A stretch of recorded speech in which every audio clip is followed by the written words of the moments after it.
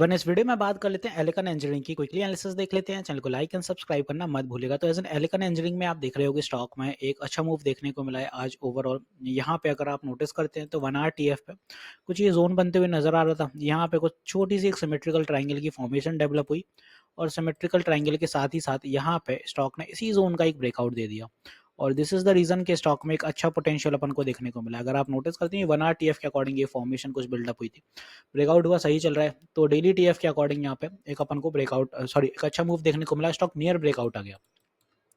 Near breakout as of अगर आप ऊपर का लेवल देखते हैं तो यहाँ पे पहले भी रेजिस्टेंस देखने को मिली है और यहाँ पे इस जोन के आसपास फिर से रेजिस्टेंस रही, साइकोलॉजिकल लेवल भी है और ब्रेकआउट का लेवल पहले भी इसी जोन से रिवर्स आया, तो एक बड़ा हर्डल का काम करते हुए नजर आ रहा है। अब बात आती है कि स्टॉक ब्रेकआउट देगा या नहीं।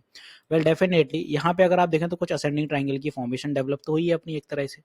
तो अगर ब्रेकआउट अभी नहीं आता है तो ये पुल बैक कर जाएगा, फिर आने वाले दिनों में मे भी फिर से ब्रेकआउट अपन को देखने को मिले। वो इसलिए क्योंकि अगर इसी जोन में है तो फिर यहाँ पे ब्रेकआउट बनते हुए नजर आएगा मे बी इन अक्टूबर।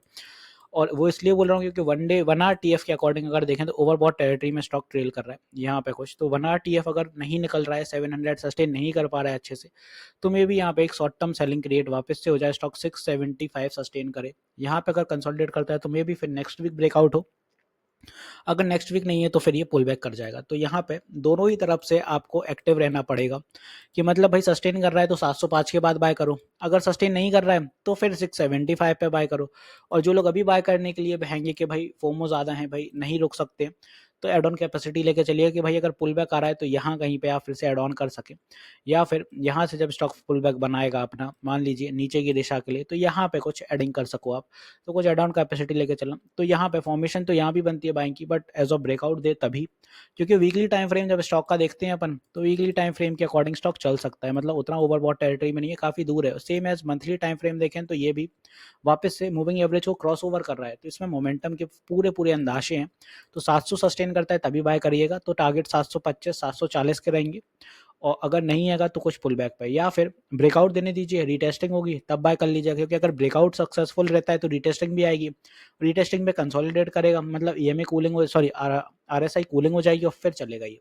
तो इस टाइप से भी देख सकते हैं। तो जितने भी पॉसिबिलिटीज यहाँ एलिकन इंजीनियरिंग में बन रही हैं वो मैंने आपको सारी बता दी, क्या हो सकता है क्या नहीं हो सकता है। टारगेट यहाँ से अगर ब्रेकआउट देता है तो 725 और 740 के आसपास के लेके चलेंगे, 740 745।